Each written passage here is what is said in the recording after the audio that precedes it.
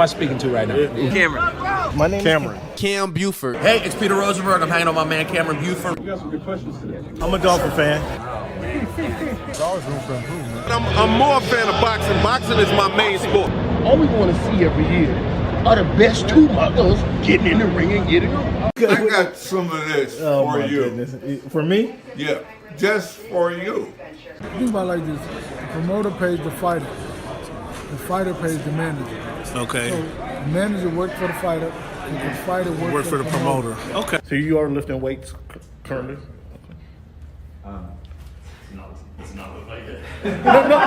When he said it's easier to score in the NBA versus Europe, did you agree with them? To me, it's easy to score all over the world. Can I finish? Do you want me to speak, or do you want to conduct the interview and answer for me? Which one? What do you think about this upcoming? Aaron, like I was saying before. Aaron, what has the game of baseball taught you? One of the biggest things is being humble. Can you give a message to the kids to kind of persevere through the false teachings they may be giving? Patience. Okay. Patience. As the show voice of the Oh fan my goodness! continues gracious. to I'm in evolve, tears. Come on, you were adding some spice to it. it is strictly banter back and forth between myself and Cameron Buford. I enjoy all of it. Never mind. Go watch the tape. Go watch the tape, and then you tell me if it was all about just a system. You look like a buffoon. Go do your research. Go do your study. I'm not caught up to you guys yet. I do know that. surprised at that, Cam. Hey, come here. It's okay. It's okay. It's okay. Oh, this guy. That's what's good in sports, man. It's the big Snoop Dogg, man. That's what's good in sport. Thank you for making our voice your choice. If you haven't told your girlfriend about the show, tell her about the show. If you haven't told your boyfriend about the show, tell him about the show. If you haven't told your cousin, your uncle, your grandfather about the show, let everybody know about the Voice of the Fans podcast. Hey, man, thanks for making our voice your choice. You know how we do. Yeah. What's good, fans? Thank you guys for tuning in to the Voice of the Fans podcast. Tonight is a special night, November 19th, 2025. This Wednesday, we got my man, Bo. What's up, Bo? Football Talk with Bo. You can find him on multiple platforms. He's joining us here tonight to talk some NFL, talk about these Seahawks. I want to hear what he has to say about his boy, Sam Darnold. Now, he's been a Sam Darnold believer. I want to hear what he got. I want to hear what Bo got to say about Sam Darnold. Bo, welcome to the show. Let the people know where they can find you, Bo. Yeah, no, always great to hang out, man. And that intro is awesome. I like Herbert's. Does it not look like I'm working out? Like that was priceless. Yeah, that was good. But yeah, good to find me, the easiest place to find me is probably on YouTube at Football-Talk. All the socials, Football Talk with Bo. But you can find me on Roku TV, ICU Radio. Like I'm all over the place. You're all over the place too. Well, tonight, Bo, not only you're on the Voice of the Fans podcast, you're being simulcast, or I don't know, is this TriCast, if that's ever a word. You're on H&B Media TV.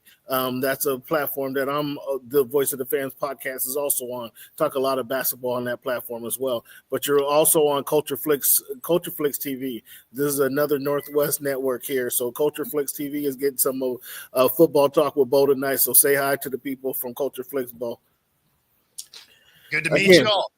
Again, we're both. So there's a couple of topics that before we get into the game rundowns, which will really help us dive into each of the games. But what's your thoughts on what's up, Barry? Thanks for tuning in, big dog. One of our longtime listeners. What's your thoughts on Shedeur Sanders? Now, obviously, he's going to get the start this week, so he's going to get some reps. He's going to get a chance to be ready, have a weekly mindset in preparation for the game. Should he have been ready for his opportunity, and should he have looked better as a rookie coming in? So, I mean, no, not really, when you think about it. So, I mean, I thought people that had him with a first-round grade had him overdrafted, right? Okay. Now, the fifth round I thought was ridiculous. I thought he was a third-round talent. right? I thought Gabriel was a third round talent. Honestly, including Cam Ward, I thought everybody in this particular draft, had they been in last year's draft, there wouldn't have been one of them in the first round, right? So I wasn't expecting. Well, teams always stretch in the first round. So no, they somebody would have picked. Somebody would have got picked. You know, whether deserving or not. Is I get your point, but teams always reach for somebody. You know. Well, the depth of talent from the year before is where I was going with that. Is the year before there was enough good people that I don't think anybody in last year's draft would have been in the first round if they would have been all drafted together. Is where I was going. My bad. Okay, I didn't mean. But looking at this, I didn't think any of these guys were ready to go for year one. Right. I thought a lot of these guys needed to develop, even though the NFL doesn't really like to do that anymore. Mm-hmm. You know, these were all guys that needed some work in their game. Sure. And so for him to come in and he's backing up a rookie. So of course he's not getting reps because you need your rookie starter to get as many reps as possible. It's not like he's got a veteran in front of him that can split some reps because he's got a decade in the league. This is a guy that you're trying to get to learn the playbook also. So I can see that going both ways, but okay, go ahead, continue. Well, no, I mean, so like if he had a veteran in front of him, you could see how he might get some reps, right? But because he's got a rookie that needs all the reps, I see why he didn't, right? So then he comes in, and this is where people are like, oh, he had, 40 yards and a pick, and he was, 4 of 16 or whatever. All of that is true. But that also means you're overlooking the fact that you had an offensive line that was so porous that it knocked the other quarterback out. And then if you really want to have some fun, go watch the offensive line play once Shedeur got in, because there were a couple instances where the offensive line blocked themselves and there was a free rusher coming at him. Now, I don't know too many quarterbacks that are going to thrive in that particular scenario, but needless to say, he needs to play better. Right. Like there's no getting around the fact that he made some bad decisions. In fact, one of his other passes easily could have been picked that wasn't. So why I bring that up is people are making a big stink about him not getting no reps. I can kind of like as you mentioned, they want to get the rookie number one, their rookie starting quarterback ready. I get that, but that's the reason probably that you might want to give a couple reps to your rookie backup, because if by happenstance he ends up in the game, he's going to have some kind of understanding of what it takes from sticking his hand under the center's butt at some point. I would agree with that if Gabriel looked better. But Gabriel looks like he needs as many reps as he's getting, okay. Right? And so, and they have a vested interest in Dylan being ready because he was their third round pick. He was their primary focus when they were in the draft. So they really want to make sure that guy works, right? Yeah. So, and because he hasn't looked sharp, he's been inconsistent. They want to get him as many reps as possible. Totally makes sense. The downside is you got rid of your veteran. So now you have another rookie as the backup that isn't getting reps. And so, yeah, of course, when he comes in, he's not going to look great. I don't expect him to be like worlds better this week, although he is going against a much softer team in the Raiders. So that'll be beneficial. And he'll probably get a couple extra cracks at it because Gino's going to throw a couple picks. So, I mean, look at you. Gino catching a stray there. You're right, for no reason at all. But yeah, so I mean, that's kind of where it is I think he's going to have a better outing. He's going to get some reps, but he's still not going to be like great. Oh, but they are going against a much worse team. So, well, it'll be interesting, and he should look a little bit more prepared. Obviously, coming Sunday against the Raiders. Speaking of those Raiders, now you gave the O-line excuse for Cleveland and make some very valuable points. Is the O-line the blame for Ashton Genty's lack of productivity thus far in the NFL? Well, I'll give you a stat and then you tell me. his average point of contact is 1 yard. He is getting away from his first impact on average at 1 yard. And he's tore off some big ones, which means most of his contact is behind the line of scrimmage. You tell me if that's an offensive line issue. Well, hold on now. So the reason, and that's an interesting stat. You hit me with something I wasn't expecting there. Have we not seen rookie running backs perform in the NFL? And yes, but they don't generally get hit as they get the ball.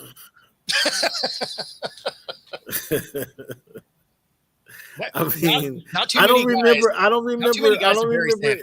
I don't remember how many Hall of Famers I'll say Adrian Peterson played with in Minnesota. Though he did have Hutchinson. He did have that. Now that I say that, he had Hutchinson. Now that I say that was there when he went there. Well, and also when you think of Hutchinson, remember he got another running back a league MVP. Right. Again, that just came to my mind. Just as I said, that Adrian Peterson in the rookie year, Hutchinson stuck out right there. Yeah. But there's been rookie running backs to perform. So I'm not ready. That was an interesting stat you thrown at me, and maybe I'm gonna have to examine that a little bit further. But I'm not willing to put all the blame because I've seen special guys, and I don't see special from Ashton Jeanty. Do you see special from Ashton Jeanty? I don't think we've seen enough to even know, because they're also playing from behind enough. They're not running all the time, right? I don't know. I'm wondering has the Game Pass peaked by? Because they're not even disciplined. This team they're not even playing disciplined football. No, they do nothing well. And that's not I think I personally believe there are athletes on every football team. On every NFL team, there are athletes. There's good athletes and not just run-of-the-mill athletes. These are not who the Ole Miss play? What league do they play in? They're not in that Big Ten athletes. That's not what I'm talking about. I'm talking about legitimate athletes because they're playing in the NFL. So if you're able to coach these guys appropriately, you should be able to get something out of these players. This is kind of my perspective. No, so to your point, I always look at the NFL like your 53rd guy on the worst roster was an All-American somewhere. Right? Exactly. Like you're talking the 1% of the 1%. So of course they are phenomenal athletes, even if they're the guys that every fantasy guy is like, that's a scrub. It's like, he's a top level athlete. So let's calm down. Yeah. That being said, there is tiers. There's levels to this. I feel you. And that's where I think Jeanty is having a tough time, is because not only does the offensive line do him no favors, but that team is so janky in the way that because they don't do anything well, you never see them get on any kind of rhythm on any side of the ball. And so it's been, I don't know too many players that would succeed in that scenario where you have a line that's getting you lit up all the time and you're playing from behind a lot. So you're only running in like known running moments. So, I mean, it's just sort of, again, it was just 3 years ago. It was just 3 seasons ago that my man ran for 1,200 yards. He's in Green Bay now. But it was just a few seasons ago. Yeah. That they had production. These players, I mean, somehow that team was better than this team. It just was. Like the offensive line played better. The defense played incredibly better. Like there's so much wrong with this Raiders team that I really didn't see. Like I predicted them to be a scrappy team that would be interesting. And instead, they've been awful.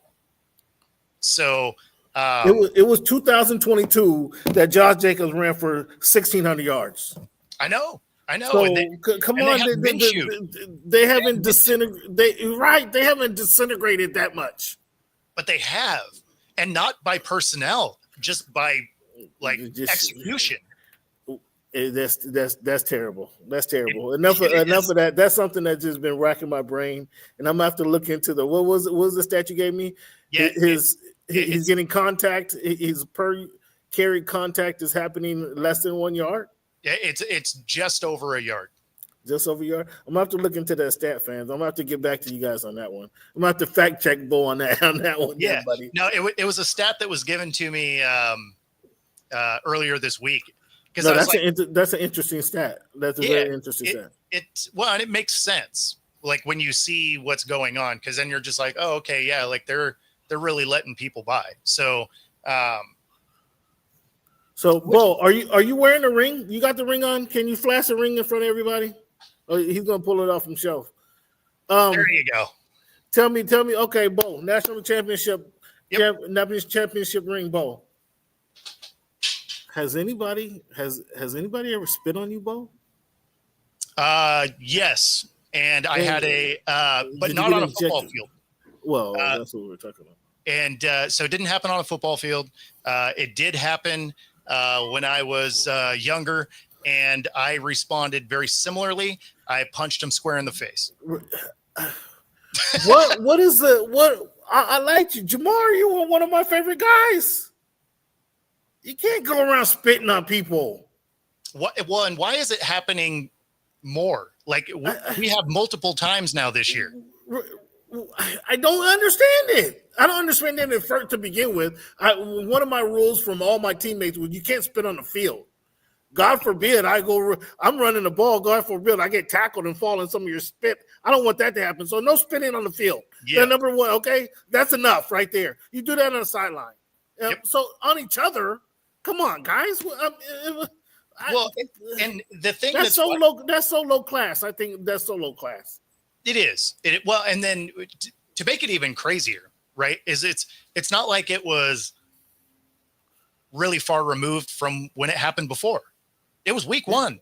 You had Jalen Carter and Dak, and Dak spit his way, and Carter spit on him, and then Carter was suspended or ejected from the game before it even started. They hadn't even started the game and he was booted. So it's not even like you're years removed from somebody having a negative experience at it. I think it's happened another time this season. I don't remember exactly, but I think it's happened another time before Jamar Chase situation. Yeah, that's what I'm talking about. Okay. Is Jalen Carter and Dak spit on each other, and Jalen Carter was the one that got seen. He was ejected from the game. Game hadn't even started yet. Right. That was at the beginning of the season. That was Thursday Night Football, right? Yeah. That was the first game. Yeah, it was opening night. Yeah, that's what I'm saying. I think it happened another time since then. Before this incident, I'm thinking it happened. Maybe it was college football. Nonetheless, it's a ridiculous act. So the thing that's wild, makes it even worse, I guess, is the fact that he then comes and is like, I didn't do it. It's like, dude, we have every camera ever, and we're seeing it in 4K in slow-mo. Like, we could watch the thing land on the guy. Like, what are you talking about? You didn't do it. And then you appeal it? That was the shortest appeal meeting ever. They're like, oh, yeah, you did that. We're like, we see you. Like, They should have gave him another game. Jamar, you deserved another game. Just for lying? For the appeal, for putting us through extra work, Jamar. Come on, man. That's you lose cool points on that for real. It's so atrocious. Players, young players. Was it worth it? It couldn't have been worth it. Couldn't have been. It couldn't have been worth it. So let's get into these games last week and just talk about some of the big games that happened this week. We had the Eagles and the Lions. The Eagles still struggling to score points, and the Lions still struggling. Well, they scored big points against some scrubs, but they're still having trouble beating good teams. They couldn't. Jared Goff shows up. Do you think it was that, or do you think it was the fact that they went for it on fourth down 5 times, didn't convert any of them, and some of them were on the wrong side of the 50? I mean, I can't be a hypocrite because a lot of the times I'd probably be going for it too. Like some coaches would have to tell me, no, we're punting here, and because I probably more often than not would be going for it. So I'm not going to be a hypocrite then. Sometimes it comes down to the play calls. Sometimes it comes back to just, if you're in scoring position, I get it, right? Like if you're close, but like some of these, you're on the wrong side of the 50. That you're especially 35, you're 35, you're 30. Yeah, some of that's uncalled for. Yeah. If I'm at the midfield, it opens it up. It kind of opens it up for me. I can't be a hypocrite for that because I believe that has confidence. You're showing confidence in your team. Some would say you're showing a lack of confidence in your defense. I say you're showing confidence in your offense, and they don't get it. I can't be a results based because I would, again, more often than not, I'd probably be asking to go for it.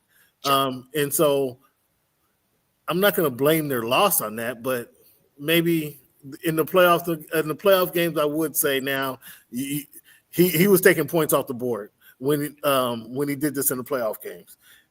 He wasn't necessarily taking points off the board.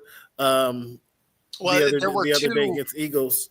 There were two that they would have been field goals. So I mean, and that would have been the difference in this game.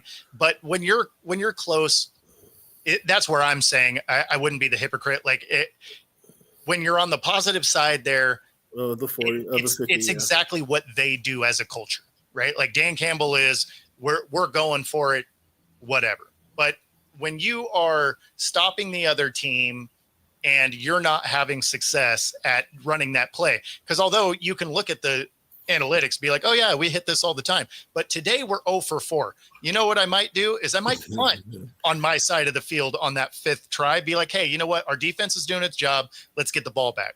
So now that you're thinking about it, they did try to run the ball 4 times on the goal line.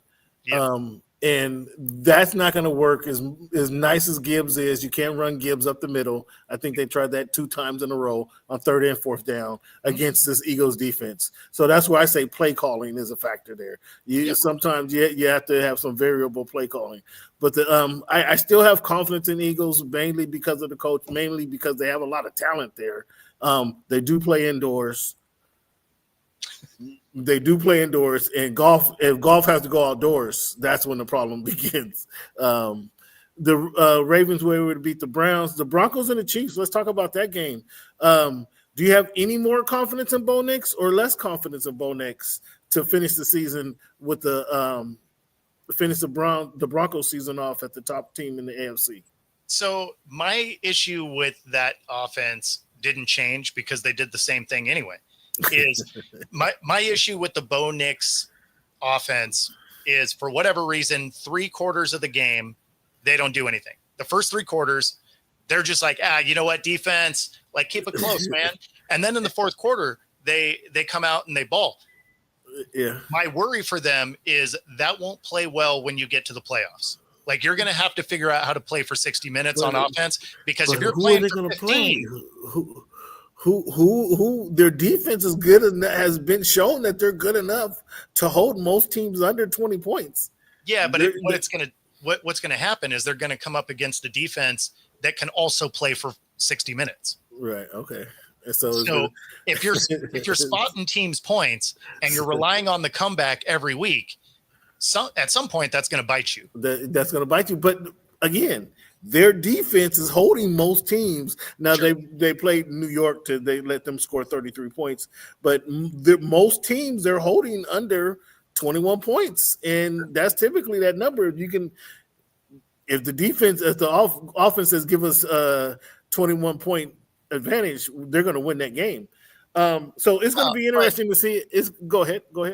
Well, I mean, but you got to keep in mind that the playoffs, unlike everybody else's playoffs, is one and done. So you only got to get got once. You only got you right. That's true. Talking about getting got once, have the Chiefs gotten once too many times? You know what we're going to find out is this weekend, because they play the Colts. I mean, I thought it was the Broncos weekend was the telltale story, but this just digs them into a further hole should they lose to the Colts. What's your prediction for that game? So it tells us about 2 different teams. Because it tells us who are KC, right? Because basically, if they're going to try and make a playoff run now, they're a wild card team at best, right? And they'll have a hard time catching the other teams in their division. So they're playing for probably that last seed. So they're going to have to win against a team like the Colts. At the same time, the Colts haven't had a lot of good wins against good teams, right? They beat up on some bad teams. This will be that game that lets you know the Colts are for real, or it'll be that game that you're like, okay, maybe this one will catapult KC into making that push, because they're going to have to go 3 of 4 over their next, over their next 4 games. The Chiefs will, yeah. Their next 4 games are not the easiest grouping. Like Dallas is looking better. Obviously, they'll probably beat up on the Texans, but then they start having division games where they're playing the Chargers and the Broncos, and so I mean, like you're going to have those kind of games coming up. So KC, if they're going to make a playoff run, they have to start this weekend. And if we want to take the Colts seriously, they need this game this weekend. Right. That makes that one of my games of the week there, because both teams need to. It's a show and tell for both teams. Although I think the Chiefs. That's a good. I didn't really think about it more so from the Colts aspect, but I understand exactly what you're saying and why it is. For the Chiefs, I think the Chiefs might be not making the playoffs this year. As crazy as that sounds. Seahawks and the Rams. Even with Sam Darnold's 4 interceptions, the Rams only won by 2 points. Matthew Stafford, like he's doing, I think he's doing just enough to win games. I'm not really this MVP category. I'm not seeing MVP out of Matthew Stafford, but he's winning games. He has Puka Nacua and Devontae Adams to throw to. So of course he's gonna look good. He's not gonna look terrible. But the Rams defense is amazing. The Seahawks defense is amazing. So the fact that we saw 40 points in this game was was amazing, because both these teams have awesome defenses. Was this more of an indictment on Sam Darnold, or was it some of the play calling by Kubiak and the Seahawks, or was it a lack of talent? You tell me.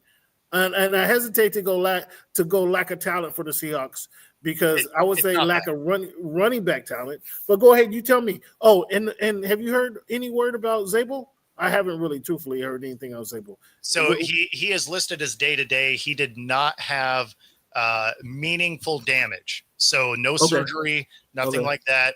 But he is day-to-day. I would expect him to miss this week. Okay. But are they off this week? No, the Dolphins are off this week. No, yeah, they already had their bye week. Yeah. But so talent isn't the issue. This team is littered with talent. You can argue it may be the best defense when you figure some of those turnovers gave Stafford and company the ball in field goal range and they came away with no points. Yeah, so, the Seahawks defense is absolutely no joke, and that's with some of the starters missing. So you're looking at incredible depth on a defense that has been remarkable. Before you go on, I hate to cut you off, but you know what that is, and I like to see this as good selection process. It's a good selection because you have young guys performing. I love to see the young guys fit into a program, or they pick guys to fit into their program, and they produce. What Imanwara is doing is phenomenal. Now, he is a tremendous talent, but how they're using him is phenomenal. Go ahead. I'm sorry.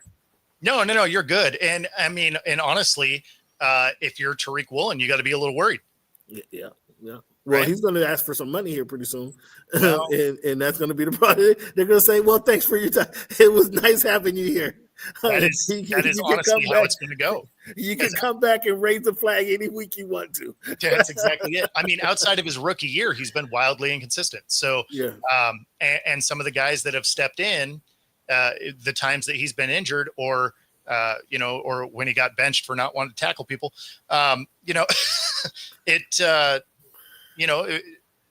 we've seen good stuff out of replacements for him. So there's a real likelihood that maybe he won't be there. KC won't make the playoffs, and Indy's Fool's Gold. I mean, we're getting kind of late in the season to call Fool's Gold, but here we're going to see Sundays as show and tell. Yeah, we'll find out. Yeah. But when we're talking about Sam Darnold, obviously he had a bad day. And the Rams just 2 bad days in a row. If we're being honest, it's just 2 bad games in a row. Yeah. Even in that blowout. Outside of that, for the first play of the game where he threw that long touchdown pass to Jackson Smith and Jigba, it was all down. It was all downhill from there. He had 2 fumbles, two questionable. Well, I mean, what's a good fourth quarter? He was he trying to clean up for the junk that he gave us from quarter 2 and 3. I mean. Okay, yes. So I think it's 2 questionable games in a row, but it continued. But yeah, no. So the game against Arizona, obviously, 2 of those scores was for the defense anyway. Yeah. But yeah, I mean, he had a couple of bad moments in there. He had a lot of bad moments in this game against the Rams. Some of this had to do with him just making bad decisions. Some of it had to do with Anthony Bradford straight up just missing guys. I don't know. It's frustrating because he's still the best right guard option we have on the roster, which lets you know there's no depth there. But unfortunately, when you watch, there's been a ton of times where he's lunged and just straight missed a guy, and he's looking backwards at the play. Watching him sack making him run. They're like, he turns around. He's like, Sam, you should run. Run, Doug. So Sam has coughed it up. Shame on Sam for doing so. I think the defense is good enough that they can come back. I'm hoping that they can get something out of the run game. I'm kind of I was Charbonnet I was calling him decent last season, and I think he's kind of regressed this year. And Walker, he's off and on. I like the way Mike McDaniel didn't start him on Sunday. So when he finally came in and got the ball, he was running with the speed and juice and trying to show why he should have been the starter. That was a good concept. But Charbonnet, again, I was down on him when they drafted him. He had he had a bad season his rookie year. Last year, I thought he was decent. I was more impressed with Charbonnet last season. And this season, I don't see much of a carryover. What's your thoughts on their running game? So the running game, unfortunately, is impacted a lot by Bradford. Because if your guy isn't making contact with people, it means that linebacker or that interior lineman is filling that hole. Is right? Open. Yeah, so if the running play is going to the right, it's getting stuffed. Because unfortunately, he just isn't making contact with his guys at the rate he's supposed to be. I've seen him hit our own guys ahead of hitting other guys. So it's been frustrating to watch as I break down tape. I'll send you the my low light of the Seahawks. Of Bradford, because I started watching him specifically because it's like, man, like what are we doing out here?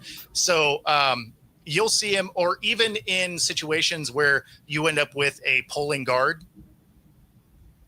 He's so slow out of his stance. He's just chasing the play. Like he's not leading to help close off an end for the running back to come up. He's just like, hey, good job. Oh, you should dodge that guy.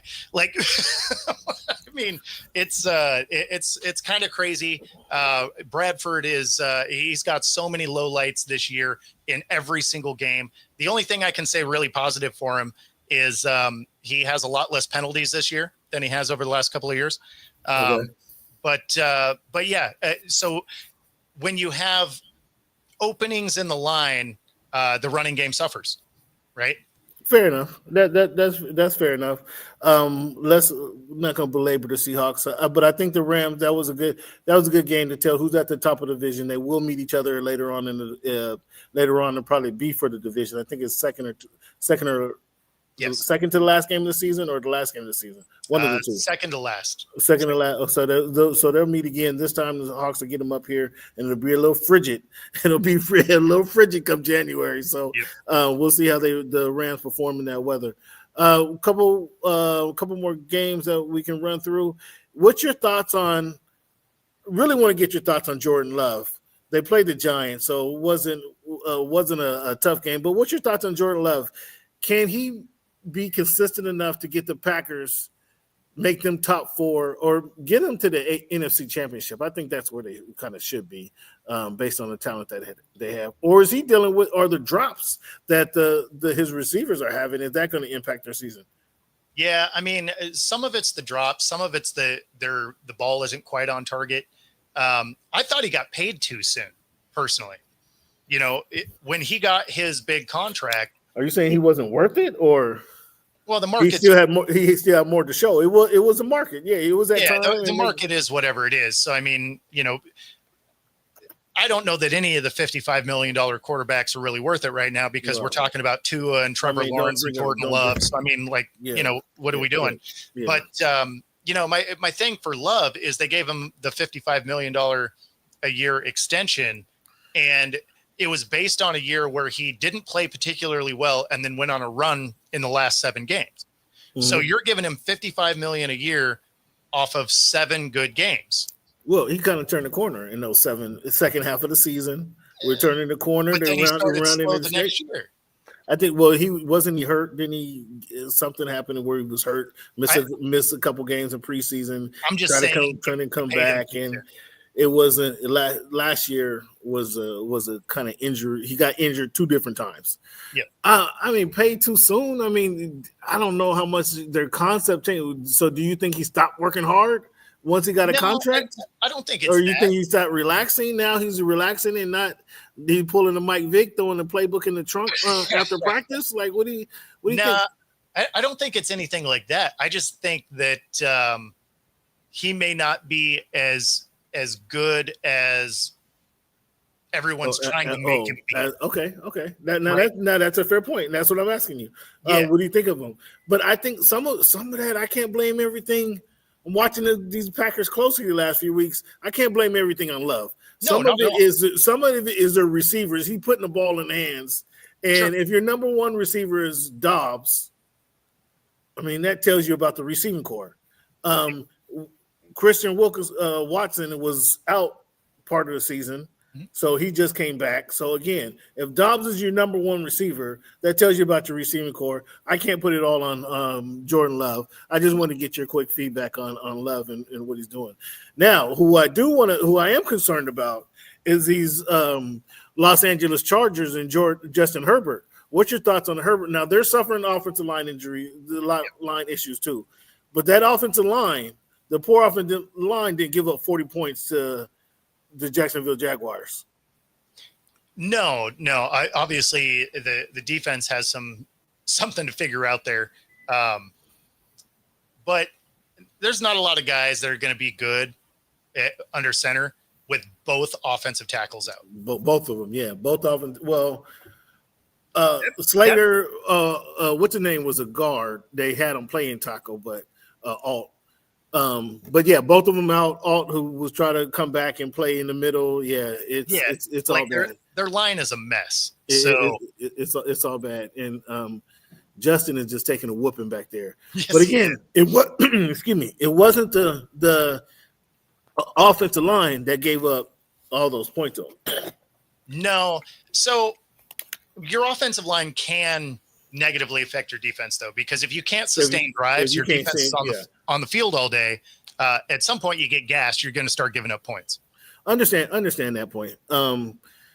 Let's shine some love. Let's shine some love on Drake May. Did you expect Drake May to be this good? No. I think they are far and away ahead of schedule. Right. I knew their defense was going to be decent. Right. Vrabel, obviously, great coach. Yeah. But I didn't see the offense coming along the way that it has. So they already have more wins than I predicted them to have. I thought they were going to be a 6 or 7 win team, be scrappy, win some games they should, or, win some games they shouldn't, lose some games they shouldn't. Like they felt like they were going to be that kind of team coming in. And man, they look like they are way ahead of schedule. Well, they certainly are. That being said, they are the beneficiary of the weakest schedule as far as other teams to play. Okay, so, let's talk about this week schedule. Man, okay. We can't just start throwing we got to give the guys credit. And I'm a Dolphin fan, so if you know, I didn't like Andre Tippett. Okay, so that's how far I've been hating the New England Patriots. Well, so let's do this. You talk about the week schedule, but it's not like they're picking the teams that they want to play. No. The schedule was made in advance before we know who was who, and you only can beat the teams in front of you. That's only so you can say the Colts. It's true. People could talk about the Colts. Oh, and you made mention of it earlier. Now the Colts are going to show who they are. Can they beat the good teams?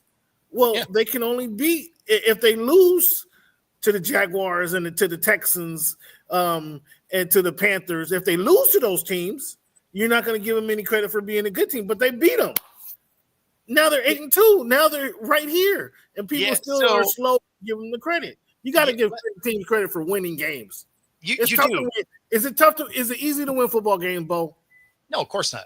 Okay, so you give credit. A win's a win's a win. Be happy with the win. You can't be talking. Oh, now let's look at the schedule. So a win and a win is true at the end of the season, because then the wins and the losses, it's all that matters. But when you are who you beat it absolutely matters in your evaluation. Also, how you beat them. If you are sneaking by teams that are vying for the number 1 overall pick, I don't feel like that's a great win.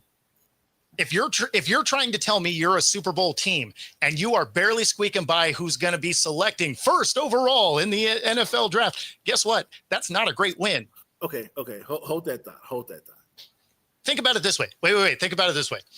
If it was Alabama and they sneak by Tulane, you're not like, man, Tulane's awesome. You're thinking, what is wrong with Alabama? Fair. Yes, you're absolutely right. You're absolutely right.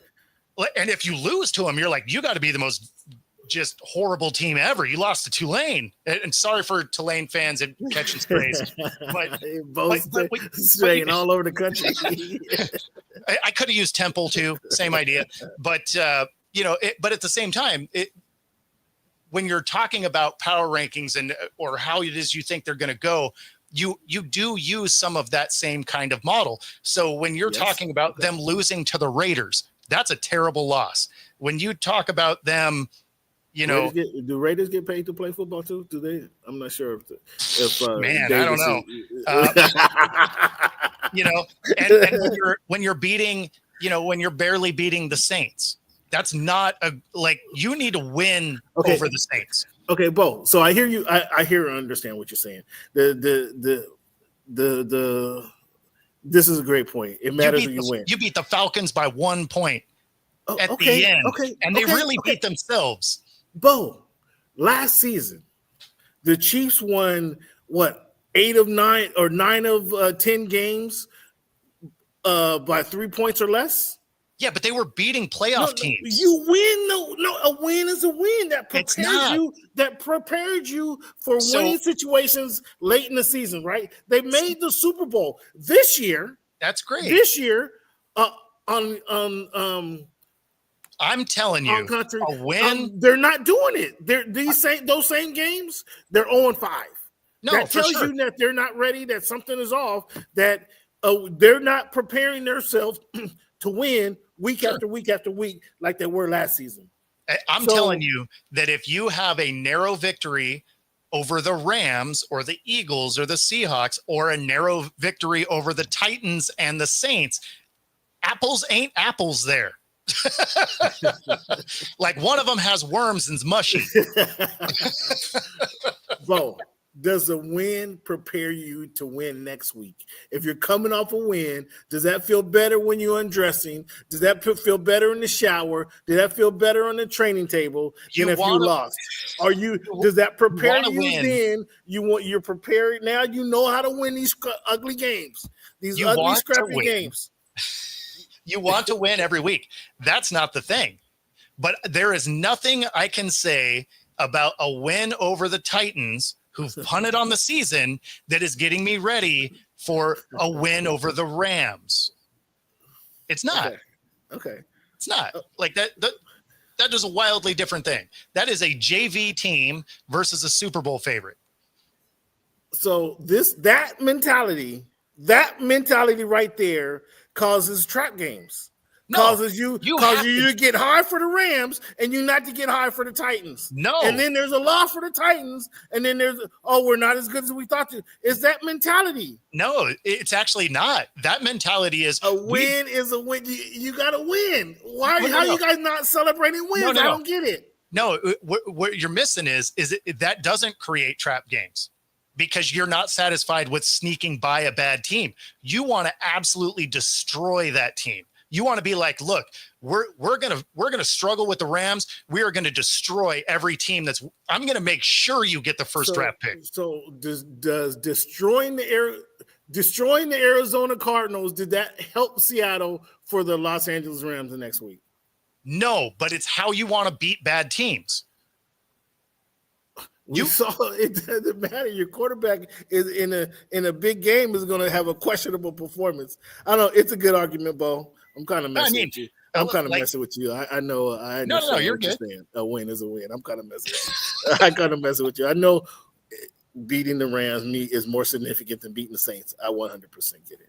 However, I do believe you only can play the teams in front of you. I can't take any credit from the Colts, who's won an 80% winning percentage, and we're in week 12 of the NFL, and say, they're suspects because I'm not spitting on the Colts like that. Let's do this, because I have my my top 10 power ranking right here. Oh, you have your top power ranking. Okay, let's see it. What do you got? Yes, they do. They help them win all the time. He's wild, ain't he? So if hold on, here we go. You won't be able to see it because of the banner. So hold tight. Let me fix it. Let me see.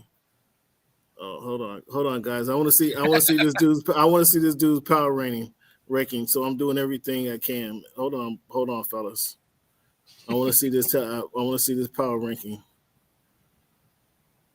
There you go. There we go. Okay, Eagles. I think I got the Rams over the Eagles. Seahawks are still right there. When did you do this? This is week 12. This is for week 12, right? Yeah. So this is so I update this every Wednesday morning. So I got the Rams. I think I got the Rams or the Eagles. Eagles are, to your point earlier, Eagles are winning close games. They are, but they're beating good teams. So what my point here is when you look at this, if you're going sheerly off record, obviously the Patriots, the Broncos, the Colts should be the top 3. You know why they're not? Because of who they beat. Wait, you don't even have the Patriots in the top 10? Yeah, they're top 5. Oh, it's 5 right there. They're 5. There. Yeah, okay, 5. I'm sorry. But what my point is if you're going just off a record because no. See, you got that misconstrued. Wait. Let's check the chat. A win is a win.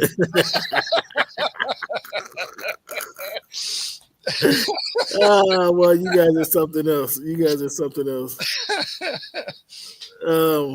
it is right there. But no, so but this lets you know that a win isn't a win, right? Like some wins do have more weight to them. So although the Patriots, the Broncos, the Colts, those 3 have the best records in the NFL right now because they haven't had their bye weeks. So they are 9-2. Technically the best records in the league. You know why they're not the top 3? Because they've played teams like the Jets and the Raiders and the Titans and the Saints. So of course they're not going to be the top. So, Bo, I lived on the East Coast for a bunch of years, nearly a decade. And all I heard was East Coast bias on the it was just everything was East Coast bias. Everything in life actually is East Coast bias. But yeah, of course. But I mean, some people just haven't been there to experience it. But it all is East Coast bias. This list is a West Coast bias list, Bo. This is 100% West Coast bias. It's not. I'm looking at teams that have good wins. Like you can't tell me the Titans and the Saints and the Jets are awesome wins hold on. that you can feel great about. You're out there just banging the chest. I beat the Raiders. Let's go. No, you're like, but you play football to win the game. And if you win the game, you need to respect the wins. That's the only point I'm making. We need to dial up Herm. You play to win the game. You play to win. And no, you do. All this other crap that I keep hearing and people spitting on the Colts, you play to win the game. You play to win. It's not like they're not on my list. You got the Colts number 7. I do. The Colts are playing some of the best football of the season of the National Football League this year. The Colts are playing some of the best football. They are. You got them 7 on your list. I do. Come on, man, that's atrocious. So, so they lost to the Rams. Yep. So you can't put them ahead of the Rams. They beat the Chargers. We expected the Chargers to be solid. Chargers aren't on my list. Chargers aren't even here.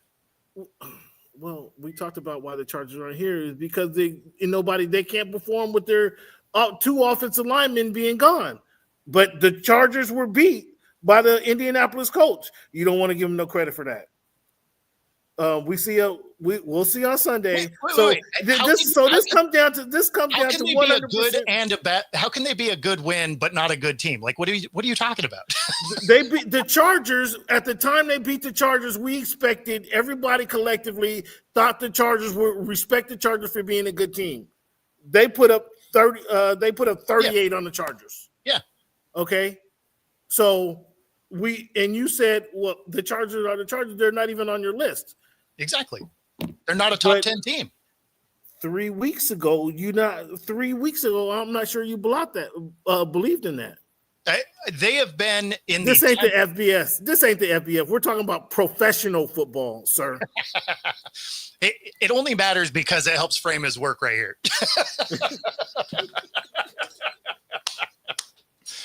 At least you understand framing. at least you understand framing. That's all I'm saying. They lost to the Steelers. No, it's why I'm very interested. Like some of these teams that haven't played great competition, they can move a lot on this list. Like the Colts, for example, if they beat up on KC, then you're like, oh, okay, never mind. Like they can be a real team. And yeah, obviously they beat up on like the Raiders, right? Because the Raiders are a bad team. And that was a good win because they beat them up. Are the Eagles a good team? Is that a good win? Beating the Eagles is a good win. Is beating the Kansas City Chiefs a good win? Sort of. Sort of. So beating the two of the teams who previously played in the last Super Bowl is an okay win, in your opinion. It's kind of sort of a good win. So if you would have asked me that at the beginning of the year, then I would have been like, yeah, beating either one of those teams is a great win. The Eagles is a good win because they're still finding ways to win. KC is finding ways to lose some of these games. So they aren't necessarily the good win that you would have thought they were. They're a 5-5 team. They're a 500 team. Like that's not a great win. It's not a bad win. It's not a team that you're like, oh yeah, they're going to get the first pick or the first 2 picks in the draft. They're still a solid team, and they're a better team today than they were at the beginning of the year when they had 2 of their stars out. Does the Eagles have an 8-game winning streak? Do the Rams have an 8-game winning streak? No, but they also didn't have cupcake games for 8 games. They didn't play every bad team in the league and be like, there's a lot of parity in the league. And for you to say that the team who has won 8, the only team to have won 8 straight games is your number 8 team on your list is ridiculous. That's all I'm saying. This is what this list. I appreciate you putting this list out. Where can the people find this list? I want people to go and comment on this list and let them know what you feel about this list, fans. I want honest, true opinions. And I wonder if Bo will come back and share us what the fans are saying about this list. Because I want this list. Let the people know where they can find this list. So I share this list on all of my Wednesday shows. So just any of my shows, you can have it. I don't usually end up posting it just because because I run out of time. Okay. But if I do post it, it's usually on Twitter. Okay. Well, But, where can they find you on Twitter, Bo? Oh, just at Football Talk with Bo. Okay. Well, we love having you, man. We love having you. And I'm just giving you some shit. I just gotta kind of can't let you feel like this list is the best list of all. Only because I don't have it's just my list. Like everybody's is going to be different. I have. Let me see. Thanks for sharing your list. I don't have my top 10, but I have my top 5, and it's pretty similar. It's pretty similar. I'll pull it up right now. It's very similar. Share screen. But yeah, no, it's again, the power rankings are just mine, right? So like if you went to everybody else's, they're gonna be a little different. Yeah, mine's slightly different. Rams, Colts, Seahawks. I had Seahawks on there twice. It would be Eagles and Lions. Oh, okay. But I got to give the Colts credit for winning. I mean, whether we'll see Sunday if it's what our guys calling fake news or not. We'll see Sunday. But I think up until this point, they played good enough football where I got to give them the benefit of the doubt. And no I know doubt, man. This is NFL football. What are you talking about? They put it out there again. They put it up there. They've won. So we got to give them credit for winning. Bryce Young. Are you surprised by Bryce Young? We didn't talk about the Panthers, but the Panthers now are over 500 for the first time in a few years. They beat up on the Falcons, who, what a disappointment. But you called it at the beginning of the season. They just don't use the talent that they have on the squad. They don't. For whatever reason. The Dolphins played them. I think Bijan Robinson got the ball 9 times in that game. and they got throttled in that game. But Bryce Young, are you surprised by what Bryce Young is doing? Do you think it's about time? What's your thoughts on this? Is this the same awesome Bryce Young that lost to the Saints the week before? Like, oh, here we go. Here we go. I mean, like he had a franchise record 448 yards passing. Big deal? There's no. Lots of players have a great day. Oh, no. Check this out. Check this out. My goodness. Matt Flynn had a 7 touchdown day. That earned him $20 million right there, too. That he didn't take a snap for. hey, would you take the $20 million if you don't have to take a snap? Hey, all I'm saying is one game does not make a quarterback. Well, obviously, and if you go back and look at Bryce's awesome games, okay, so yeah, he put up 30 points against the Falcons, which took overtime to do, but okay. So then you go 7 points against the Saints, who are terrible. You have about to crap on Bryce Young. 16 points against the Packers. You have 9 points against the Bills. You get 13 against the Jets, also a terrible team. Like what? Like, right. Can we accept the fact that he had a good day, but he's not the second coming at quarterback? Okay, Bo. Okay, Bo. Time out, man. Time out. But let me help you out, Bo. Let me help you out. Help me out. Who's cooking Thanksgiving? Who's cooking Thanksgiving dinner at your house? Who's cooking Thanksgiving dinner? We're going to Mexico, actually. Oh, excuse me. You guys are on a whole new something else over there.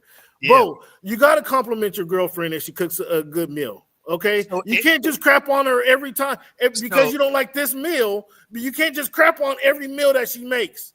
Okay, you got to give her some credit at one of the meals that she makes, Bo. Okay, everything is not crap.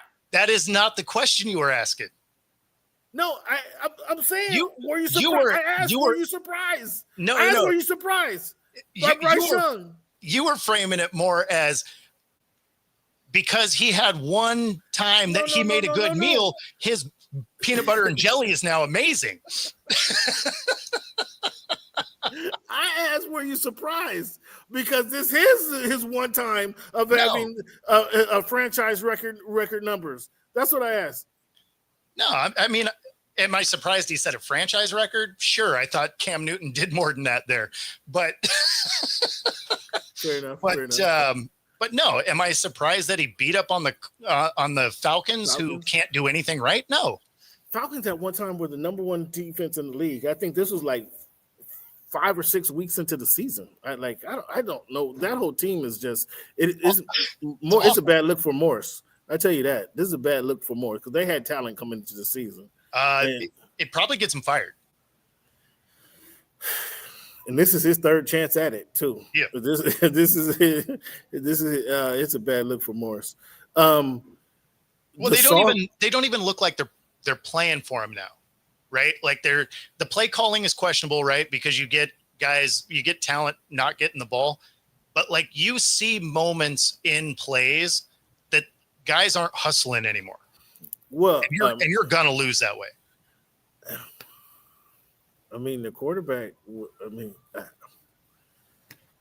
I hate to kick a man while he's down, but I had no faith in the quarterback at the beginning of the season. Like, I didn't think he was a guy. And Penix could be fine if they actually wanted to use Bijan correctly. And what, throw him a bunch of screen passes all game long? No. How about actually give him touches? Like he said games that like he had like 6 or 8 designed runs. Like you can't do that.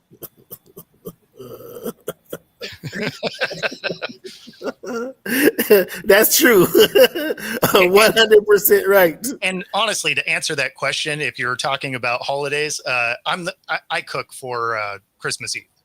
Oh, okay. So, yeah, I make I do ribeyes. Okay, so it's her complaining about you. Well, she probably ain't complaining. She's done complaining about Bo. I'm sure of that. No, she just finds other stuff. It's fine. Smith and Jigba was once on a pace for 2,000 yards. Is he going to get 2,000 yards? No. Who's your league MVP?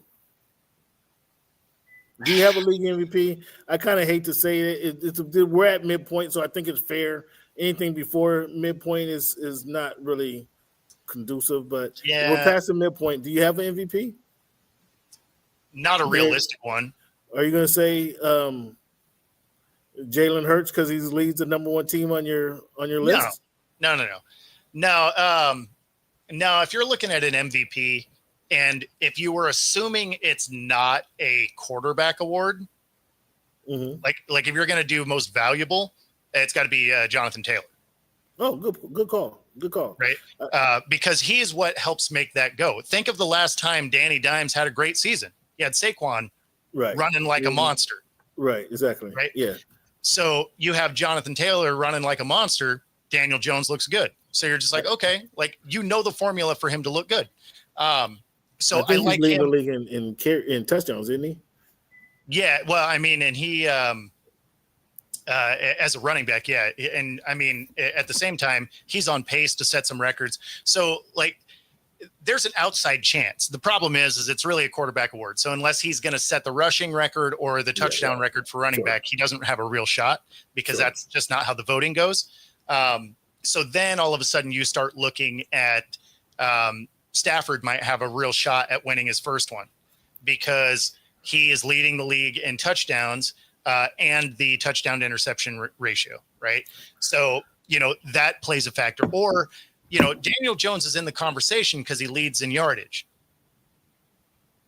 So, I mean. But your guy just broke the rushing touchdown record for quarterbacks. He won it last year. No chance that Josh Allen can win it again. It's pretty rare for somebody to win in the NFL back-to-back because otherwise Lamar would have won last year. And only because wins matter. Otherwise Joe Burrow would have won it. Because Lamar actually had a better statistical year than the year before when he won it. When he actually won it, yeah. So, I mean, realistically, if they were going to give it to somebody back-to-back, Lamar should have won it back-to-back because he had a better year than Josh Allen. That being said, Joe Burrow had a better year than both of them, had a Triple Crown winner on a team that didn't make the playoffs. So, I mean, wins also matter when it comes to this, and that's where Daniel Jones gets to be in that conversation, although I don't think he earns it. Oh, now Daniel Jones can count these wins towards his MVP race. I'm saying it comes down to votes. This is a voting game. Okay. So it's going to go to yardage and whatever. He's in the conversation. He will not win because Jonathan Taylor will take those votes. Bo, once again, excuse me, it's been really nice to have you on the team or join the show. Yep. Tell us about this weekly pick situation, and where do I stand in this pick thing? I missed 1 week, man. I missed 1 week, and I'm still not that far behind. No, I hate that I missed that week. The thing that's funny is you can miss a week and be fine. Now you have to be on point. You have to be damn near perfect. Yeah, because you got to make up a game like every week, but but it's doable, right? Like the second year that I won, I had missed a week, which is hilarious because it's my show and somehow I didn't confirm my pick. But I did ultimately do well enough that I ended up winning. Let's see where you are on the standings. I'm number 6. I'm number 6, Bo. Yeah. And I missed a week. On that note, you better lock your picks in, man. I know I'm going to do that. I'm number 6 out of the list. How many's in here? 20 people. Yeah. So that's pretty dope. I'm on this. That's pretty dope. I'm gonna get my picks in. Don't worry about that. Yeah, I was gonna say, you better do that. You miss 2 weeks and it's almost impossible. Yeah, but I missed a week, so I'm right there. I'm right there. But let the people know once again, man, where they can find you. Yeah, so on all the social medias at Football Talk with Bo, YouTube channel at Football-Talk, National Streaming Sports on Roku, and of course 97.3 ICU Radio on the radio.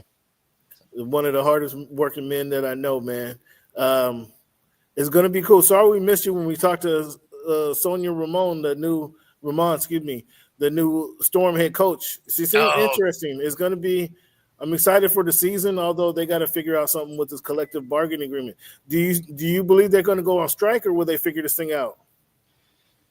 Well, what the is WNBA today? I'm talking 19th? about? I mean, November.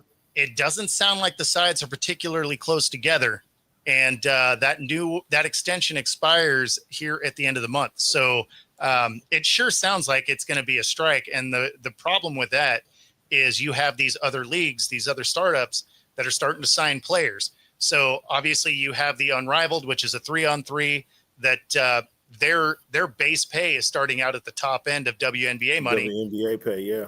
You also have Project B, which is a traveling one that is 6 teams, 11 on 11.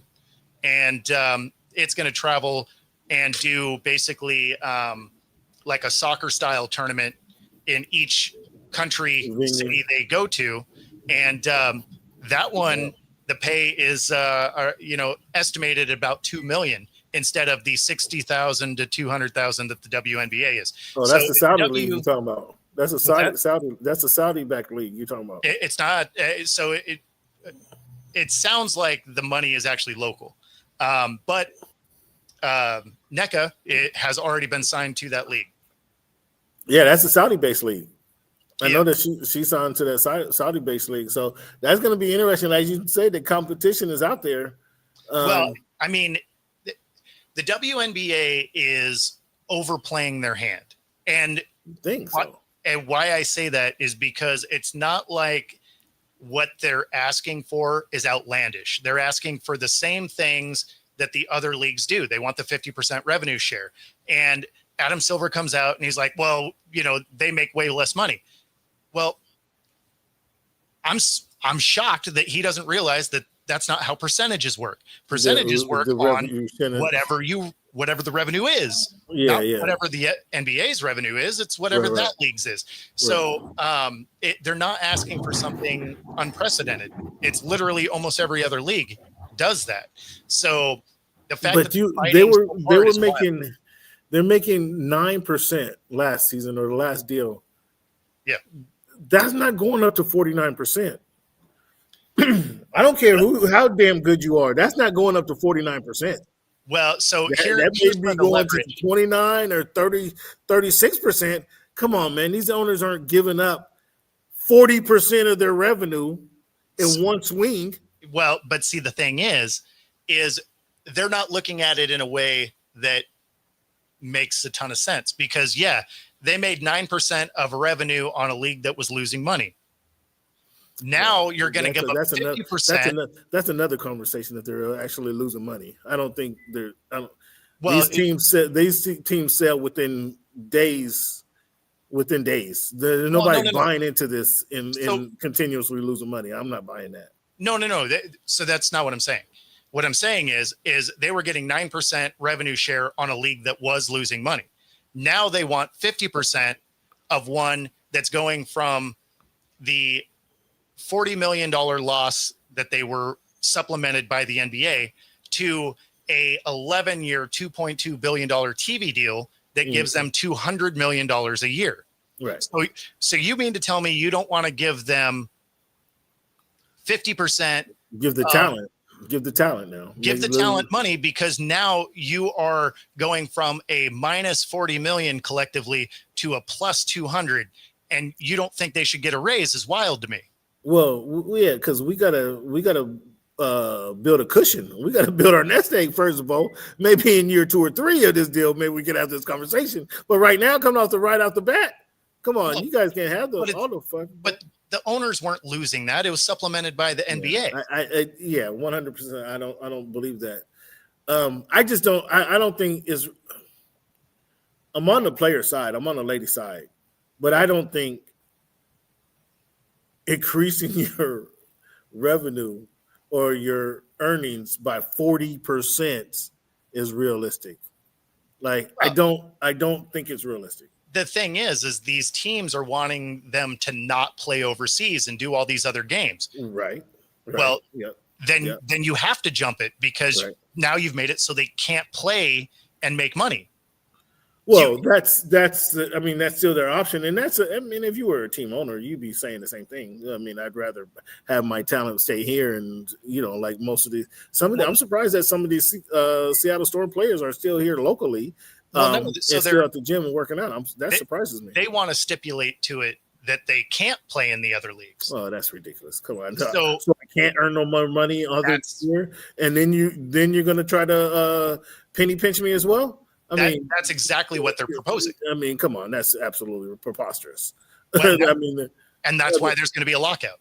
Yeah, I didn't understand that. I didn't understand that was one of their stipulations. That's absolutely preposterous. If you're not going to pay me, you have to pay me not to go play in some other league. That's number one. Exactly. And then if you're not going to max that earning potential, and then say we're going to keep the same deal at less than 10% of what the revenue that we're helping to generate, that's absolutely preposterous. And if that's the language that they're actually coming up with. And that's why I say they're overplaying their hand because they can't do it. That's because then I would be like, you know what? I won't play in the W and I'll go to these other teams because not only are they paying more as a base salary, but the seasons are shorter. But I mean, that's a cold one too, because everybody would rather make more for less. Yeah. Or no. I mean, everybody would rather play closer to home. But if the closer to home is this is how they're treating you, I think getting on a plane and going somewhere else is more enticing. Well, especially when you figure you have 45 games in the WNBA that takes roughly 4 months to play out, or you can go do the 3-on-3 or the international one that's going to be done in 6 to 8 weeks, right? For $2 million. Like, gee, I wonder which one I'm going to do. Right? Yeah. It's trouble. If that's really their proposal, that is a bad look. Good insight there, Bo. Good insight.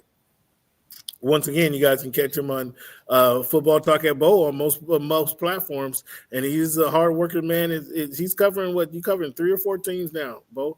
Yeah, and then I get to hang out with you at the Kraken game next Wednesday. I'll be there Wednesday night, that's for sure. Yep. All right, big dog. Thanks for tuning in, man. Appreciate your time. Enjoy your night, and give the fans one more shout out. Let them know once again where they can find Mr. Bo. Football Talk at Bo. Yeah. So again, all the social medias at Football Talk with Bo, on YouTube at Football-Talk, National Streaming Sports on Roku, 97.3 ICU Radio, on internet radio. Thanks a lot for your time, Bo. We'll holler at you real soon. Take it easy, brother. All right, bye. That was Mr. Bo. Hope you guys enjoyed the little banter there back and forth. Pretty cool dude. Thank you guys for your time again, for joining the Voice of the Fans podcast. We really appreciate having you guys here. Now, I didn't go into my picks for this year. You guys saw this season, excuse me. You guys saw my picks you saw my rankings, which I don't show till after I make my predictions. But the prediction this year, this week, I got Bills versus Texans. I got Bills in that game. Come on, that's going to be an easy win for the Bills. Steelers Bears. I'm going Steelers Bears. I got to go Chicago. Chicago riding high. New England Bengals. I'm going New England in that one. Giants Lions. You got to go Detroit in that one. Lions Packers. Ooh, that is going to be a pretty good game. But I'm going Green Bay. I think the Vikings are smart enough after their loss, and the Vikings really, most people expected the Vikings to be better than 4-6. Some of that's playing with a rookie quarterback. I get it, but most people expect them to be much better than what they are. Seahawks are going to smack the Titans. I'm going KC over the Colts. KC is going to bounce back for that win, and I don't think that's going to be a bad look for the Colts. As a lot of people would, just based on our conversation with Bo, I don't think that's going to be a bad look for the Colts because they're playing a good team. The Colts or the Chiefs are playing for the football lives, so I think the Chiefs are going to be able to pull that game out. You got the Jets and the Ravens. I'm going Baltimore in that game. Browns Raiders. That's an ugly one. That's to take your wife out to dinner. To both 2-8 teams, I don't know who to pick, Browns or Ravens. I want to say Oakland off the top of my head. Shador playing his first game. I'm going Raiders, unfortunately. Jaguars at Cardinals.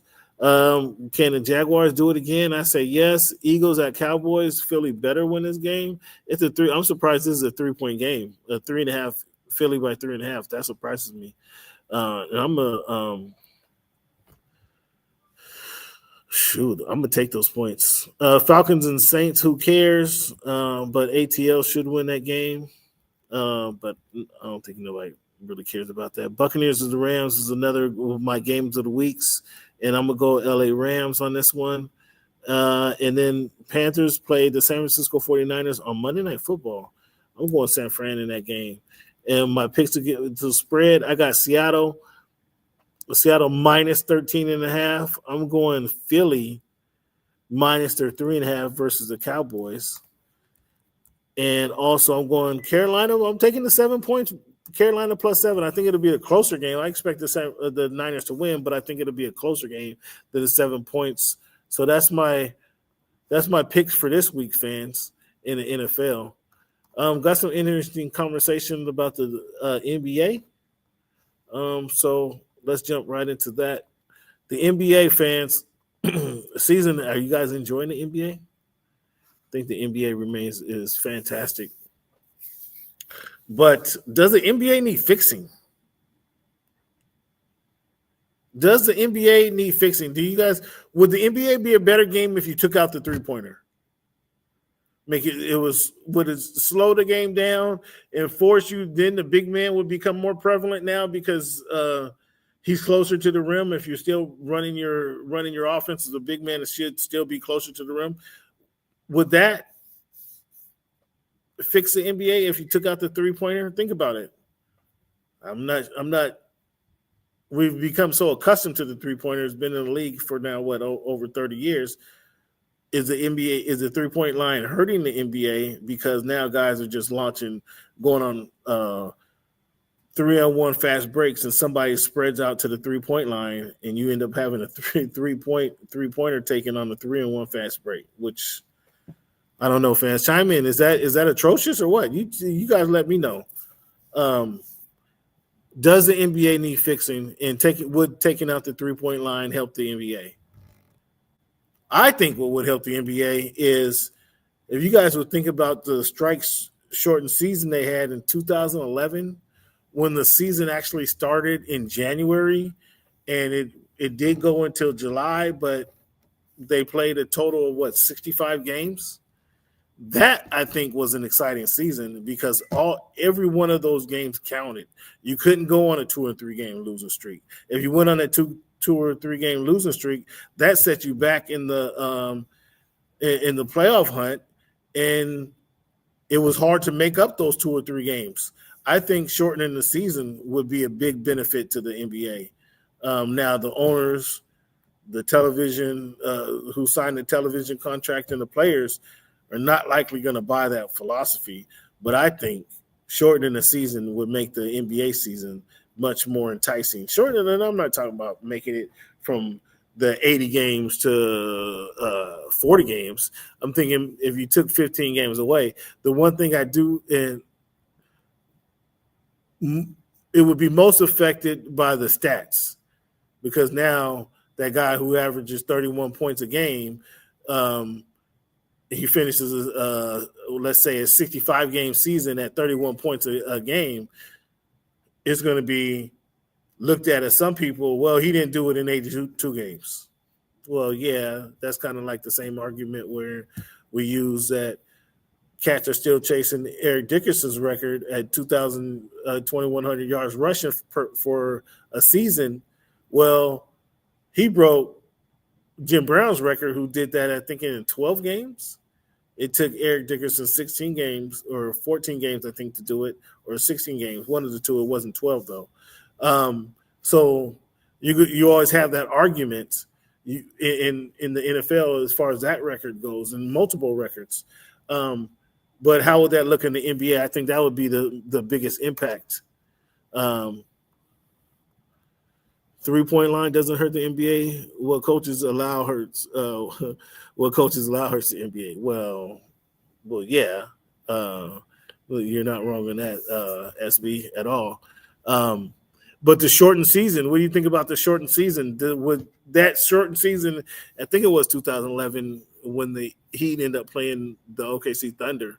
I think that was one of the most memorable, exciting seasons just because it was short and all those games matter.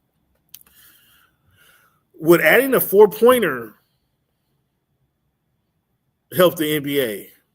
If you made that logo 3 a 4-pointer versus the typical 3-pointer that we see, add an additional line to make that a 4-pointer, would that further ruin the game?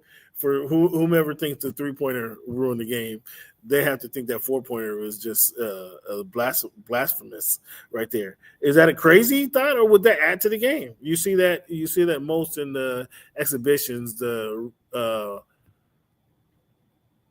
with the Celebrity All-Star Game, you see a 4-pointer ad, and some of the clown show games they add a 4-pointer. But would that destroy the NBA, or would that add some excitement to it? I don't know. Something that was not exciting to hear was Wemby going out for a few weeks. That was not exciting to hear. That was bad news for the NBA, because Wemby, they had me tuning in to watch most of his games this season, and to see this happen, it was a bad look. This week we had the Hawks upsetting the Spurs. We had the Trailblazers beating the Mavericks in overtime. The Bulls continue their good run. And the Thunder and the Pistons are leading the league right now in both the Western Conference and Eastern Conference. I'm not sure how sustainable the Pistons are being here. Although Pistons were here before and kind of fell off late in the season. Is this start sustainable for the Detroit Pistons? What do you guys think? The Thunder, I mean, they're the defending champion, so you're really going to have to beat them. But what's your all thoughts on this happening? What do you guys think about LeBron returning to the Lakers? And they beat the Utah Jazz, so it was the Jazz, who they're playing a bunch of guys you probably don't know. But do you think the LeBron's return to the Lakers makes them Western Conference champion contender? I think it's far too early for that. I think it's way too early for that. We got to see what happens. See if LeBron can stay healthy past the All-Star break. We got to see if he can do that, because if he does that, that might have some bearing on the season. A 4-point line will take the circus ball turned into WWE. I can see why you feel that way, but the question was, would that add excitement to the game? Would that add? Is a celebrity game circus ball? Do you see? Is that what you see the celebrity game as, or are you intrigued by the celebrity game? I don't recall the All-Star game having a 4-pointer, so I can't. I'm not even going to put that out there. But I wonder, would you rather a 4-point shot or shorten the season? What would you prefer, SB? What would you prefer? I think I'm trying to. Does the NBA need fixing? The NBA may not need fixing. It may not. And the All-Star game needs fixing, and they're still trying to do all USA versus the world. How do you guys expect that to go? USA versus the world. A couple of people told me they don't like that format. I think it's a good I think they're a few years late on that format. I do. I think they're a few years late on that format. And USA versus the world, I mean, does that world lineup thin down once you get past Luka, Wemby, Giannis, Embiid, or where is Embiid going? What is he going? Is he American or French or African that weekend? I don't know. Well, do we count Embiid? I would count him as a foreigner. But after they do Shea, Luka, Giannis, Joker, like, where do they go? Does it thin down significantly, or do they have 7 or 8 good players to put up in there? What players do you guys put up in there? Because we can name, those are the top players in the league, the bulk of the top players in the league who are foreigners, but then they're going to play against Anthony Davis, Anthony Edwards, Kyrie Irving, John Morant. Who else I'm missing? Triple J, Jason Tatum, Jaylen Brown. Who are the other players? Can that world team compete with those guys?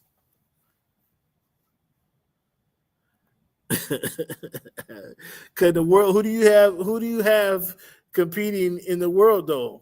In the USA versus the world. I mean, there's a lot of, I say, middle talent.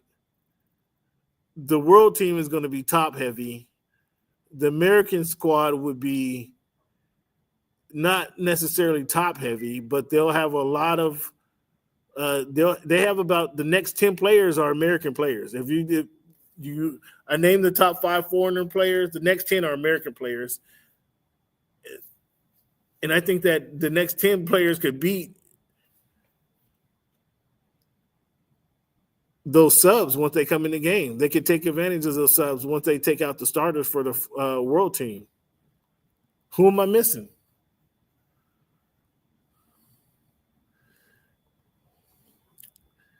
More dominant post players and coaches with backbone to hold the players accountable for bad shots and not feeding the post. So Zach Edey. So did the Memphis Grizzlies get fired because they weren't feeding Zach Edey? Is that what you're getting at?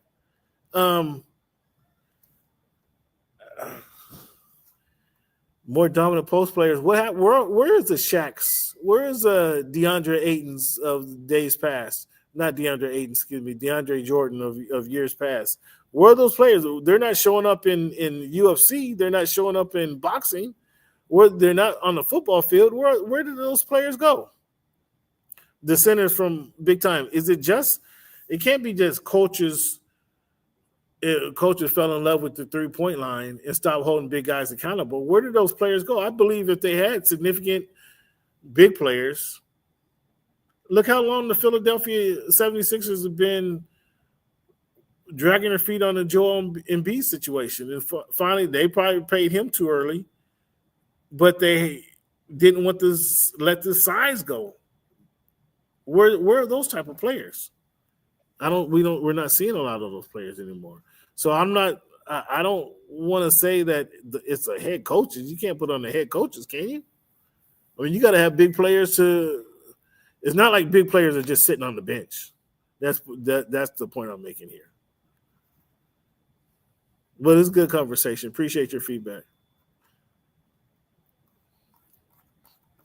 Fans, let's jump into you guys can hit me up with feedback anytime you want at _voice of the fans. That's at _voice of the fans. Anytime during the week, man. If you got some topics that you want my feedback on, hit me up. I'm more than willing to prepare something for you guys at all times. Fans, fortunately, I am here at the Great American Casino where they have bonus free play Sunday through Thursday, 11 a.m. to 8 p.m. Friday, Saturday, it's 11 a.m. to 4 p.m. Qualified players can receive up to $1,000 in free play and 2 winners every hour during those times listed. It's 14040 Interurban Avenue South, 14040 Interurban Avenue South. That's Tukwila, Washington, 98168. I do this show every week from here. Awesome drink specials, happy hour specials, and again, it's a casino where you can come put your money on the table, win some money. So Great American Casino, 14040 Interurban Avenue South. Come check us out. This week in history, fans, 1934, William Levy Dawson Symphony, performed by Philadelphia Orchestra. The first symphony by an African-American composer performed at a mega orchestra. That was 1934. November 15th, 1940, Supreme Court ruling in Hansberry versus Lee, striking down racial restrictive housing covenants. This was in 1940, fans. They passed a law. They had to pass a law that no more discrimination, racial discrimination could go on as far as housing goes. They had to pass a law, fans, for that to happen in 1940. So pretty ugly day and time. And that wasn't that long. It was a long time ago, not that long ago. Okay. Carl Stokes elected mayor of Cleveland, becoming the first African mayor of a major city, and that was 1967. 1979, Rosa Parks awarded the Spingarn Medal by NAACP for lifetime activism.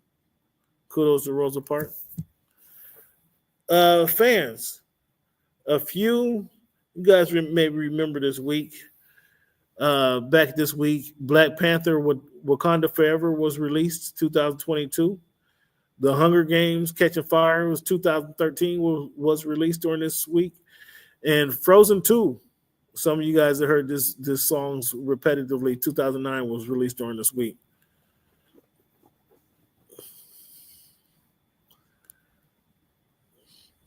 Yeah, he's waiting. He's waiting to collect. Hakeem is. But again, you gave me a center from the 1990s. These centers aren't roaming the streets anymore, are they? Who's sitting? Zach Edey's the only guy sitting the bench. We got your boy Wemby out there playing a small forwards game. I don't think these guys aren't sitting on the couch, are they? Or are you saying the scouts need to go find them? Which one?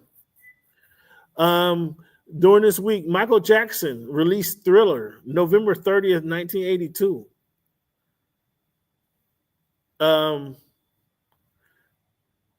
Adele,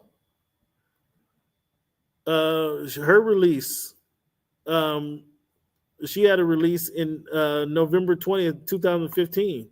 I think it was a self-named album, 2015, but that was some of the biggest movie releases and music releases this past week in history. New York and Dallas are playing. It's a 4-point game in the third quarter. Shame on the Knicks for only having a 4-point lead on these guys. Well, they go up 6. They go up 6. Well, let me take that back. Dallas Mavericks shrink that lead. Who watched the Conor Benn fight? Conor Benn versus Chris Eubanks. They did a very good job promoting this fight, although the fight ended up being very lackluster. What you guys' thoughts on Conor Benn looked hungry when they were taping his hands up, and on the contrary, Chris Eubanks never really looked like he was into the fight from the time in his dressing room to the time he entered the ring. He did have a moment with his pops, or excuse me, he did have a moment with his pops and 50 Cent on the stage dancing a little bit, which I think it was long and drawn out. But what you guys thoughts of the Conor Benn versus Eubanks Jr. fight over this weekend in London? This weekend coming up, we have David Benavidez and Anthony Yarde fighting in Saudi Arabia, fighting for the light heavyweight title. We also have Norman Jr. versus Devin Haney fighting on the same card this weekend. A couple days later, we got Inoue fighting Nasukawa. Excuse me. Versus Inoue is fighting on the 24th.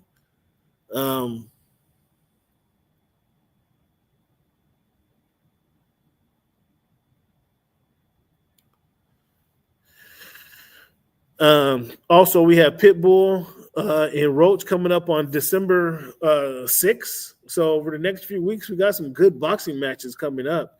And then we have Anthony Joshua versus Jake Paul. Who was interested in seeing this fight? Anthony Joshua and Jake Paul. If Joshua didn't knock him out in 2 rounds, I mean, that's when it all this becomes real questionable for Jake Paul. All this he's done, his work becomes real questionable if Anthony Joshua doesn't knock him out in 2 rounds. It's I don't know what else to say, fans. I mean, I applaud the man for going out there making money, putting on events, drawing attention, but he may have bit off more than he could chew with this particular fight. And he picked the right guy because Anthony Joshua, is liable to go out there and start crying in the ring and not finish the fight for whatever reason. Who knows? So he picked a good opponent in that respect to say a man that big, that strong, with that history that he's fighting. He picked a good man, but Anthony Joshua, if you thought people were hard on you before when you lost to Anthony Ruiz or Andy Ruiz, if you thought people were hard on you before, wait until you try to come home back to London with the loss to Jake Paul. I mean, I'm not even talking about coming home to America. I'm talking about going home. He might pitch a 10 in Miami if he were to lose. But if he lost to Anthony Joshua, man, that's the only reason we're tuning in to watch this fight. But if Jake Paul ends up beating or taking Anthony Joshua the distance, I mean, that tells us everything about this whole farce that's been going on. Got a call here. Let me get back to it. Got somebody's feedback about they want to talk hoop. Positional basketball is the greatest hoax played on fans in the modern era. Okay, is that coaching or who was that coaching who did that? The positionless basketball? Wasn't that more about the wing players having the most ability and coaches trying to use that ability against their opponent? The 7-footers, yeah. Again, I think you're mentioning this as if 7-footers are sitting on the bench not getting playing time. Are you saying that Zach Edey should be a superstar in the league, or they should be focused on Zach Edey in Memphis? Because he's about the only 7-footer that I know who doesn't get any playing time. The guy in Portland, Hassan, even he's a back to the basket big man. But his game hasn't developed that to the point like there aren't a lot of there's not a lot of Visa Zubac's in the league. Okay, there's just not a lot of them. I don't have anything to do with it. It's just not a lot of them. So, are 7-footers extinct? No, they're not extinct. But are they? There's just not a lot sitting on the bench. That's the whole point the whole point I'm trying to make. Fans, if you disagree with me, let me know. Like this dude is doing.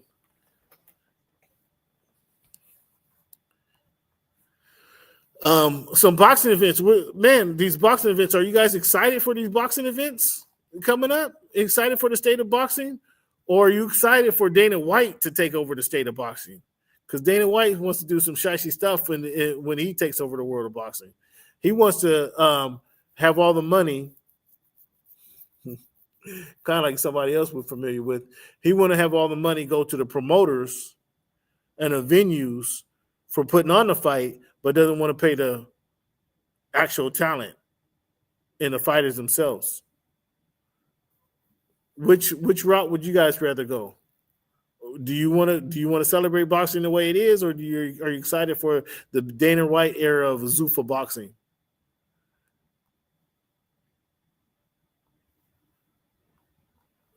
Interesting. You guys tell me.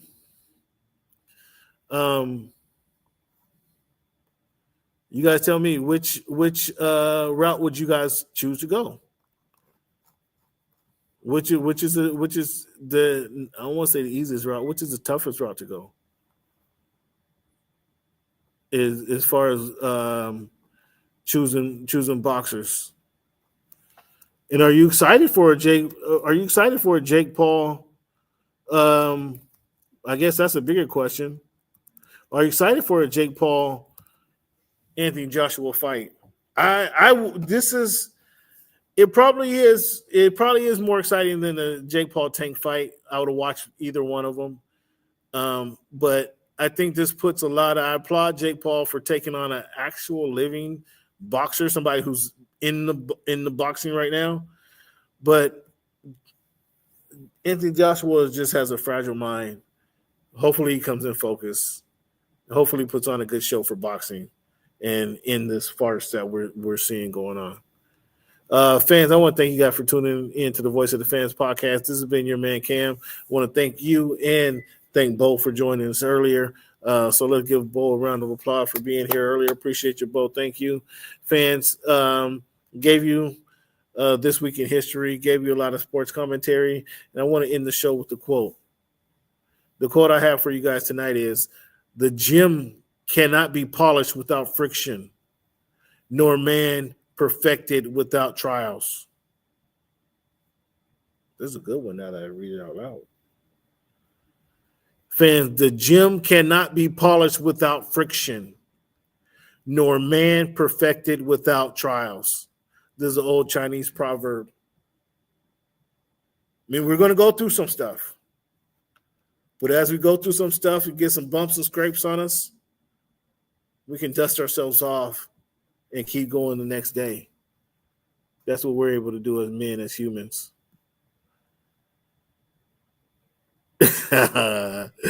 Gilly, you don't want to see that one either, bro. Come on, that'd be over in less than a Jake Paul fight. That would be over in less than a Jake Paul fight. Would you agree? But the one-on-one aspect would be pretty cool. Do we want to see one-on-one in the NBA All-Star Weekend? You brought up another great point. Would you rather see some actual NBA players going one-on-one, or Gilly versus Jay Crossover, who we know is not going to be a match? But great point. Yeah, let's see Gilly get ate up because he think he can really hoop. Fans, I want to thank you guys again for your time, for tuning in to the Voice of the Fans podcast. Thank Bo for tuning in. Give yourselves a round of applause for being here tonight.